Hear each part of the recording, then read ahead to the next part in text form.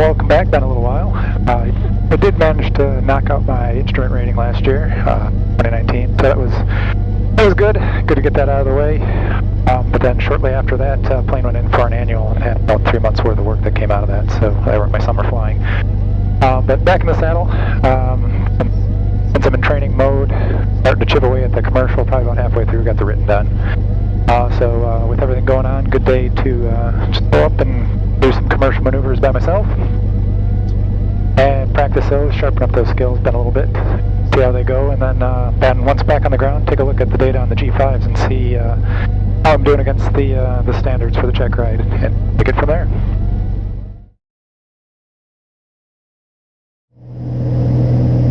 Area looks clear. We got plenty of emergency landing spots in case something happens.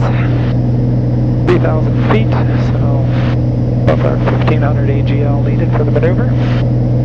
Fuel tank is on the left, plenty of fuel in the left tank. We'll get her stabilized out at 3,000, that'll be our starting. 3,000 and right about 105, we're running 16 or 17 for the manifold pressure. Seems to work pretty good for the H model based on what the VA is, so there we go. Clear to the left, clear ahead, a little bit of roll, a little bit of pitch. Bringing that pitch in, the roll kind of comes naturally. Oh, there's our 45 max. Lowest airspeed, nose drop, there's our 90. Coming down, lowest pitch back toward 45. Back around. A little bit low on that one. Go to the right. Bring that pitch in, roll kind of naturally rolls in. Clear to the right. That 45. Using that airspeed. Those ones come down, there's our 90. Roll slowly, starting to come back out. 45, our lowest pitch. Starting to come back up. Back to neutral. Last bit of roll coming out. We'll be back on our westerly heading. Oh, here we go.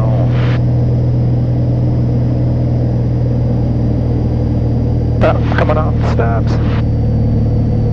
45 coming down through our 90. Nose comes through the horizon. Roll slowly working back out. Clear traffic. 45 lowest pitch.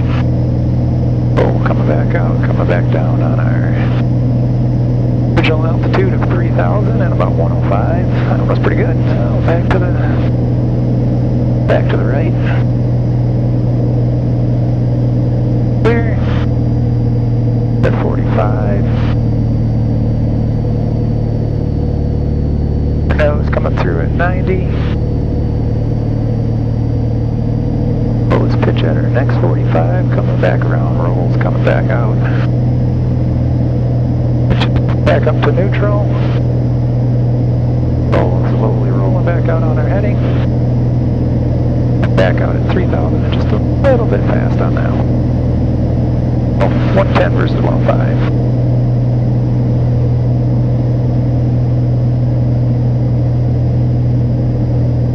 Oh, there's our 45 max pitch. Airspeed bleeding off. Stop coming off the stops. Through on our 90. Clear to the east. Nose coming through at our 45. Props coming back on. Let altitude come off.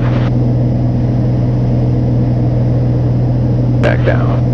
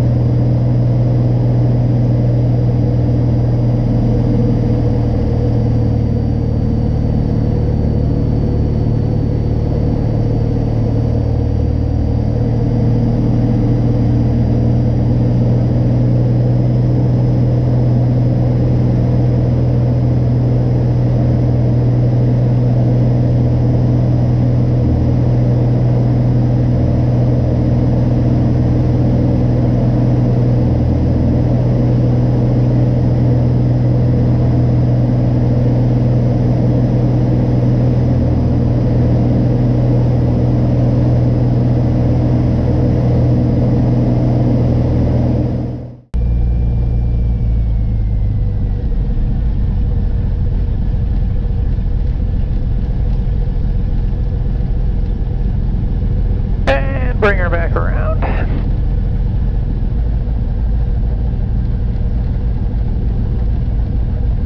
And we'll grab some engine data, and we'll grab some G5 data, and see how we did when we're back home.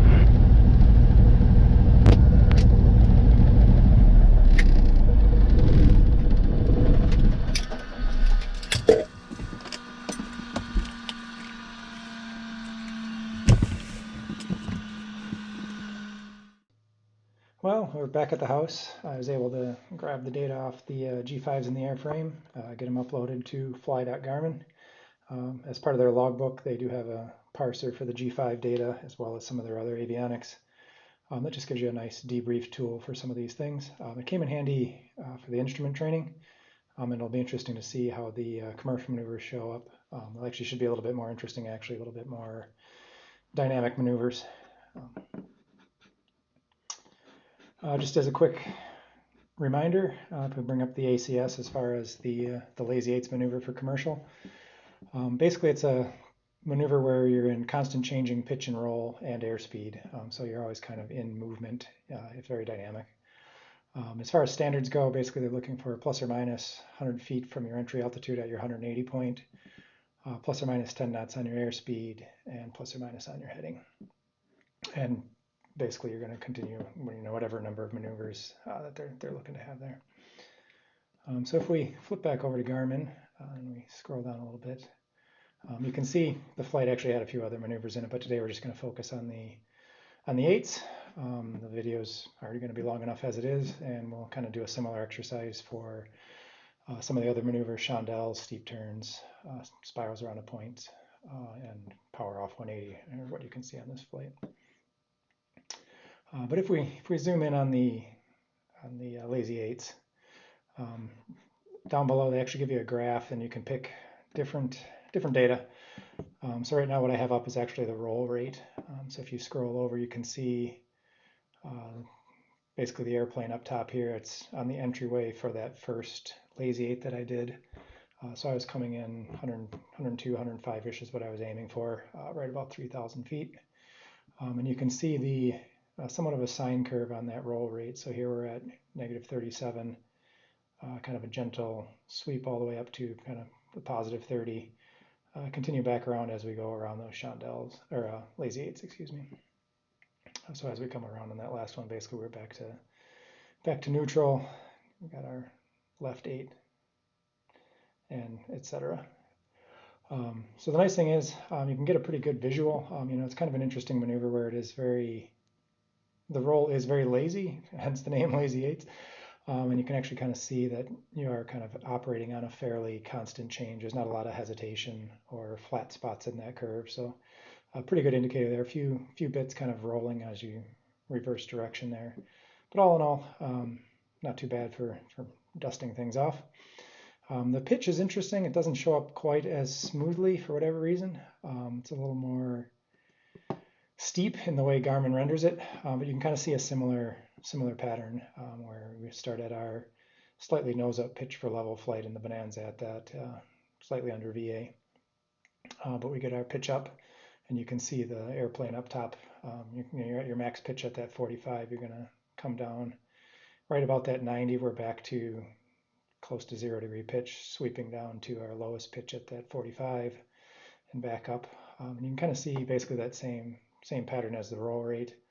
And you can pick out a few spots where I did level off for a short bit, basically between a few of these series of eights.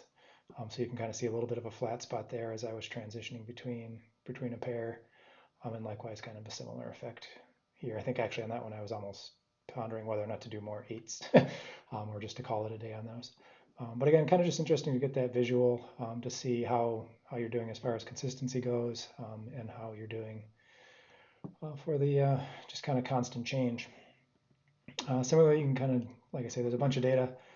You can see the same for your airspeed, and likewise you can get a little bit of altitude. You can kind of compare the two there. Altitude, wrong A. So just another kind of neat view that helps you kind of personally grade yourself against the ACS specs as well. When you're kind of out there doing the maneuvers, You're kind of concentrating on the flow of the maneuver. You don't really get a good chance to see exactly how you did. This is a nice way to go back this in the video. But if you look, the airspeed, you're generally returning back to that entry airspeed. And generally, because of the consistency of the maneuver, you're seeing the same at the slow end of the spectrum. But started at 106. That one I entered when I came back out 108. This one ended up a little fast. I recall noting that about 111. So a little fast, but still within bounds. That one was back down to my 107, and then I think I got fast again on the last two, so that was 111. So again, just kind of interesting to see that natural trend of that constantly changing airspeed. And then the altitude is a little harder to pick out on the chart.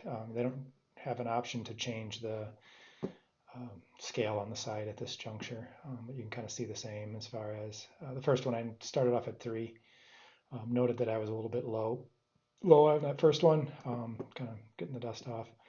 But then subsequent ones were a little closer to kind of coming back out on that entry space. So that's kind of the lazy eights in a nutshell. So far, doing pretty good on those maneuvers.